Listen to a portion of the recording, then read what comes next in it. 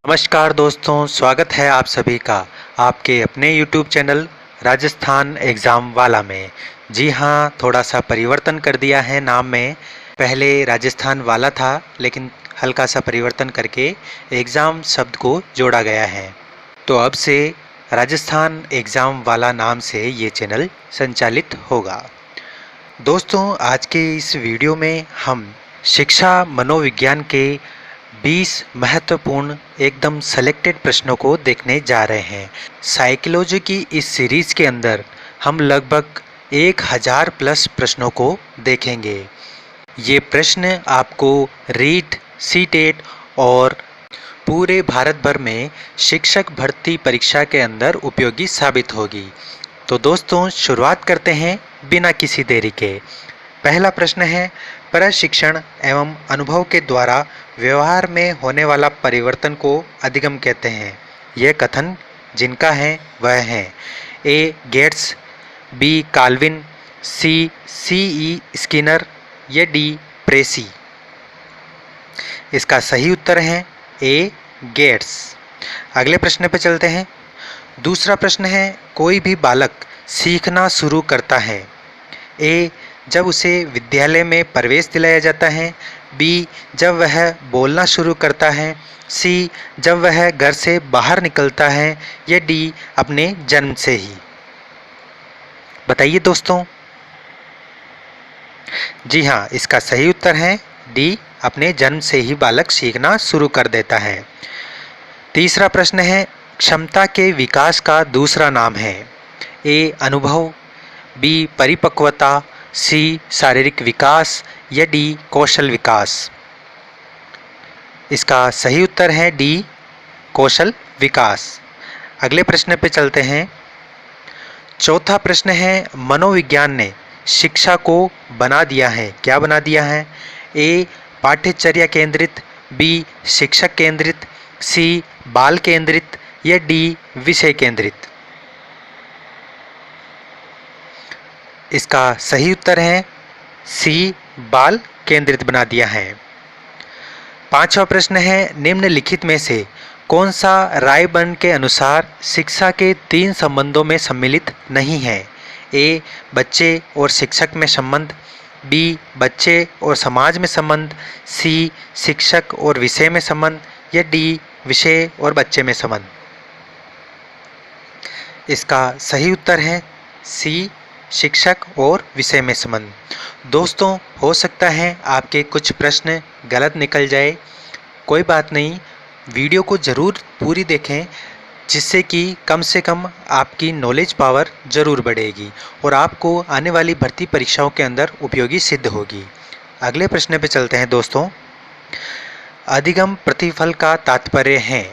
ए बालक के व्यवहार में होने वाला परिवर्तन, बी शिक्षक की शिक्षण विधियों में परिवर्तन, सी पाठ्य वस्तु का परिमार्जन या डी उपयुक्त में से कोई नहीं। बताइए दोस्तों, देखें। इसका सही उत्तर है ए बालक के व्यवहार में होने वाले परिवर्तन को अधिगम प्रतिफल कहते हैं। सातवां प्रश्न है, निम्नलिखित में से कौन सा किशोरावस्था का लक्षण नहीं है? ए शारीरिक परिवर्तन, बी व्यवहार में स्थिरता, सी अस्थिरता की समस्या या डी संवेगात्मक समस्याएं। इसका सही उत्तर है बी व्यवहार में स्थिरता। आठवां प्रश्न है दोस्तों, शिक्षा मनोविज्ञान शिक्षक को मदद करता है। ए बाल विकास का ज्ञान प्राप्त करने में, बी बाल स्वभाव तथा व्यवहार जानने में, सी बच्चों के चरित्र निर्माण में या डी उपयुक्त सभी के लिए। बताइए दोस्तों। इसका सही उत्तर है डी उपयुक्त सभी के लिए शिक्षा मनोविज्ञान शिक्षक को मदद करता है। 9वां प्रश्न है, निम्नलिखित में से कौन सा शिक्षा मनोविज्ञान के अध्ययन की वस्तुनिष्ठ विधि नहीं है? ए प्रयोगात्मक विधि, बी उपचारात्मक विधि, सी आत्मनिरीक्षण विधि या डी निरीक्षण विधि। इसका सही उत्तर है सी आत्मनिरीक्षण विधि नहीं है। अगले प्रश्न पे चलते हैं। 10वां प्रश्न है, निम्नलिखित में से किसमें मूल वृत्ति संबंध संवेग से मेल नहीं खाती? ए पलायन भय, बी संवेदना आश्चर्य, सी युद्ध प्रियता क्रोध, या डी अप्रियता घृणा। इसका सही उत्तर है बी संवेदना आश्चर्य। 11वां प्रश्न है, संवेद जो सामान्यतः सुख देता है? ए करुणा, बी एकाकीपन, सी भूख, या डी आत्माभिमान। बताइए दोस्तों। इसका सही उत्तर है डी आत्माभिमान। अगले प्रश्न पे चलते हैं दोस्तों। 12वां प्रश्न है, निम्नलिखित में से कौन सा अमूर्त स्थायी भाव है? ए आदर, बी निवास स्थान, सी पशु, या डी क्रोध। इसका सही उत्तर है ए आदर। 13वां प्रश्न है, किसी दुखी व्यक्ति को सहानुभूति के 2 शब्द कहना जिसका उदाहरण है वह है ए सक्रिय सहानुभूति, बी निष्क्रिय सहानुभूति, सी व्यक्तिगत सहानुभूति, या डी उपरोक्त में से कोई नहीं। बताइए दोस्तों। इसका सही उत्तर है बी निष्क्रिय सहानुभूति होती है। 14वां प्रश्न है, किसी व्यक्ति के विकास के संबंध में क्या सही नहीं है? ए यह जन्म से मृत्यु तक जारी रहता है, बी वृद्धि विकास का एक हिस्सा है, सी परिवर्तनों को देखा और मापा जा सकता है, या डी उपरोक्त सभी। इसका सही उत्तर है सी परिवर्तनों को देखा और मापा जा सकता है, ये सही नहीं है। 15वां प्रश्न है, स्टैनले हॉल के अनुसार ए किशोर वर्तमान की शक्ति और भावी आशा को प्रस्तुत करता है, बी किशोरावस्था बड़े संघर्ष तनाव तूफान तथा विरोध की अवस्था है, सी किशोरावस्था एक ज्वार है जो बालक की नसों में उठना शुरू होता है, या डी किशोरावस्था बचपन से परिपक्वता की ओर गमन है। इसका सही उत्तर है बी किशोरावस्था बड़े संघर्ष तनाव तूफान तथा विरोध की अवस्था है, ये कहा था स्टैनले हॉल ने। 16वां प्रश्न है, निम्नलिखित में से कौन सी किशोरावस्था की विशेषता नहीं है? ए शारीरिक विकास, बी मानसिक विकास, सी तीव्र समायोजन, या डी समूह का महत्व। थोड़ा ये ऊपर नीचे हो गया है, कोई बात नहीं, उत्तर बताइए।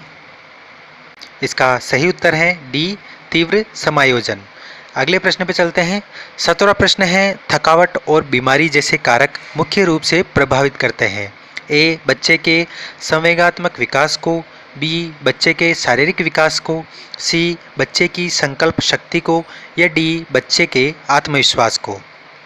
बताइए दोस्तों। इसका सही उत्तर है बी बच्चे के शारीरिक विकास को प्रभावित करते हैं।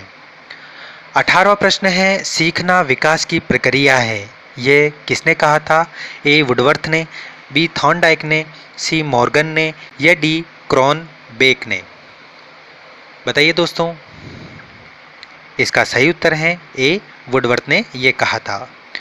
19वां प्रश्न है, निम्नलिखित में से कौन सा सीखने के संबंध में सही नहीं है? ए सीखना कुछ नया करना है, बी सीखना अनुभवों का संगठन होता है, सी सीखना बिना किसी उद्देश्य के भी हो सकता है, या डी सीखने की असफलताओं का कारण समझने की असफलता है। बताइए दोस्तों। इसका सही उत्तर है सी सीखना बिना किसी उद्देश्य के भी हो सकता है। 20वां प्रश्न है, निम्नलिखित में से कौन सा अधिगम का एक मुख्य थॉर्नडाइक नियम है? ए उपयोग का नियम, बी अभ्यास का नियम, सी आत्मीकरण का नियम, या डी मनोवृत्ति का नियम। बताइए दोस्तों। इसका सही उत्तर है बी अभ्यास का नियम। तो दोस्तों ये थे साइकोलॉजी के 20 चुनिंदा प्रश्न। कैसा लगे ये प्रश्न मुझे कमेंट के माध्यम से ज़रूर बताएं। वीडियो को लाइक ज़रूर करें और अपने दोस्तों के बीच में शेयर करना बिल्कुल ना भूलें। चैनल को सब्सक्राइब ज़रूर कर लें यार। धन्यवाद।